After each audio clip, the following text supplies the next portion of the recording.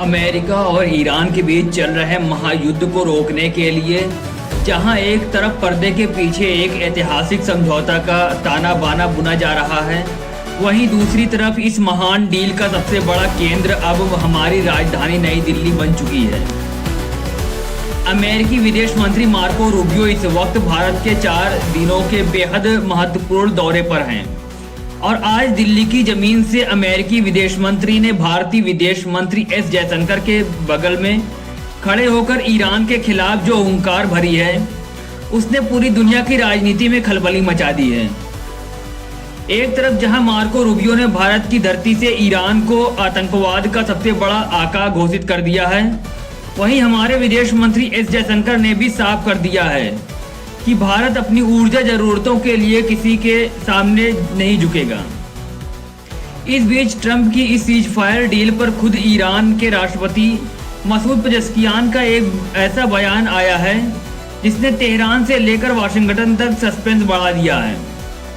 क्या है यह पूरा मामला, आइए जानते हैं दोस्तों, वीडियो में अंत तक बने रहिएगा। चलिए शुरू करते हैं।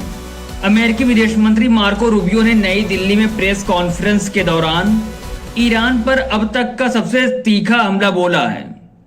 रूबियो ने सीधे शब्दों में कहा, इस धरती पर ईरान से बड़ा आतंकवाद का कोई दूसरा प्रायोजक नहीं है।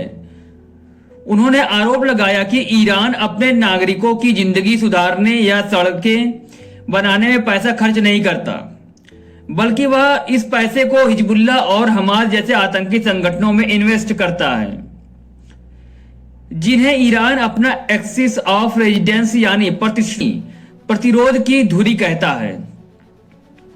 रूबियो यही नहीं रुकते। उन्होंने अंतर्राष्ट्रीय जलमार्ग में ईरान द्वारा बिछाई गई बारूदी सुरंगों और नागरिक जहाजों को बंधक बनाने की हरकतों की कड़ी निंदा की। जब पत्रकारों ने उनसे ट्रंप की संभावित पीस डील के बारे में पूछा तो रूबियो ने अमेरिका का स्टैंड बिल्कुल साफ कर दिया। उन्होंने कहा कि बातचीत भले ही चल रही हो और पिछले 48 घंटों में स्ट्रेट ऑफ हॉर्मुज के संकट को सुलझाने के लिए कुछ प्रगति भी हुई है, लेकिन अमेरिका की सबसे पहली और आखिरी शर्त यही है कि ईरान कभी भी परमाणु हथियार नहीं बना सकता और तेहरान को इस शर्त को हर हाल में मानना ही होगा। अमेरिकी विदेश मंत्री के इस आक्रामक स्टैंड के बीच पूरी दुनिया की नजरें भारत के विदेश मंत्री एस जयशंकर पर टिकी थी। जयशंकर ने अमेरिकी दबाव के बीच भारत के हितों को सर्वोपरि रखते हुए बेहद नपातुला और कड़ा जवाब दिया। स्ट्रेट ऑफ हॉर्मुज संकट और तेल की बढ़ती कीमतों पर भारत का रुख साफ करते हुए जयशंकर ने कहा कि ऊर्जा बाजारों को बाजारों के भरोसे ही छोड़ दिया जाना चाहिए, यानी इसमें किसी भी तरह की भू राजनीतिक दखल अंदाजी नहीं होनी चाहिए। अपने साफ लफ्जों में दुनिया को संदेश दे दिया कि भारत एक विकासशील और बड़ी अर्थव्यवस्था है और अपने देश की जनता के हितों के लिए भारत सही और वाजिब कीमतों पर अपनी ऊर्जा सोर्सिंग का विविधीकरण यानी डाइवर्सिफिकेशन जारी रखेगा। भारत किसी भी एक देश या ब्लॉक के दबाव में आकर अपनी तेल की जरूरतों से समझौता नहीं करेगा। जयशंकर का यह बयान दिखाता है कि भारत इस वैश्विक युद्ध में अपनी रणनीतिक स्वायत्तता मतलब स्ट्रेटेजिक ऑटोनॉमी को बनाए रखने के लिए पूरी तरह प्रतिबद्ध है।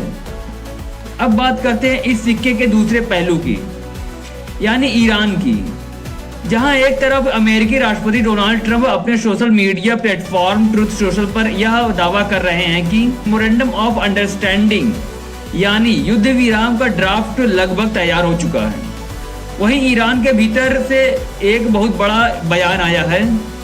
ईरान की तस्नीम न्यूज एजेंसी के मुताबिक ईरान के राष्ट्रपति मसूद पेजेश्कियान ने इस संभावित डील पर देश के भीतर उठ रहे मतभेदों को लेकर कड़ा रुख अपनाया है।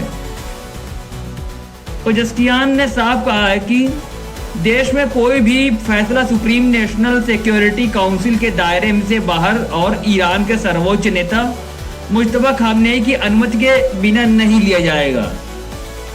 उन्होंने देश के नेताओं और विश्लेषकों को चेतावनी देते हुए कहा कि ऐसी कोई बयानबाजी जो समाज में विभाजन पैदा करे वो असल में दुश्मन के हाथों में खेलने जैसा है।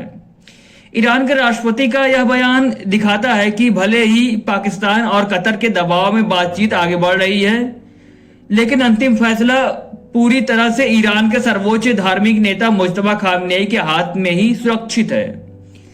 आपको याद दिला दे कि अमेरिका और इजराइल ने इस साल 28 फरवरी को ईरान के खिलाफ इस नए युद्ध की शुरुआत की थी। हालांकि 8 अप्रैल के बाद से बड़ी जंग रुकी हुई है, लेकिन अमेरिका ने ईरान के बंदरगाहों की जो आर्थिक नाकेबंदी की थी, उसके जवाब में ईरान ने दुनिया के सबसे महत्वपूर्ण तेल मार्ग स्ट्रेट ऑफ हॉर्मुज को बंद कर दिया था। ट्रंप ने कतर, सऊदी अरब, पाकिस्तान और तुर्की जैसे 8 देशों से बातचीत के बाद इस हमले को फिलहाल ऑन होल्ड रखा है। पाकिस्तान के सेना प्रमुख का आसिम मुनीर की हालिया तेहरान यात्रा को भी बेहद सफल बताया जा रहा है, लेकिन दिल्ली में मार्को रूबियो के इस कड़े बयान और ईरान के राष्ट्रपति की इस शर्त ने यह साफ कर दिया है कि यह शांति समझौता अभी भी कांच के महल जैसा नाजुक है। तो दोस्तों, नई दिल्ली में हुई यह प्रेस कॉन्फ्रेंस सिर्फ एक मुलाकात नहीं थी, बल्कि यह दुनिया को आने वाले नए कूटनीतिक समीकरणों का संकेत है। एक तरफ अमेरिका ईरान को हर हाल में घुटनों पर लाना चाहता है, तो दूसरी तरफ भारत ने साफ कर दिया है कि वैश्विक लड़ाइयों के बीच वह अपने आर्थिक और ऊर्जा हितों की रक्षा करना बखूबी जानता है। अब देखना यह होगा कि क्या डोनाल्ड ट्रंप का यह मेमोरेंडम ऑफ अंडरस्टैंडिंग ईरान के सुप्रीम लीडर मुज्तबा खामेनेई की शर्तों पर खरा उतर पाता है, या फिर मिडिल ईस्ट एक बार फिर बारूद के ढेर पर बैठ जाएगा। इस पूरे महामंथन पर और भारत के इस स्टैंड पर आपकी क्या राय है? क्या अमेरिका का ईरान को आतंकी कहना इस पीस डील को खटाई में डाल देगा?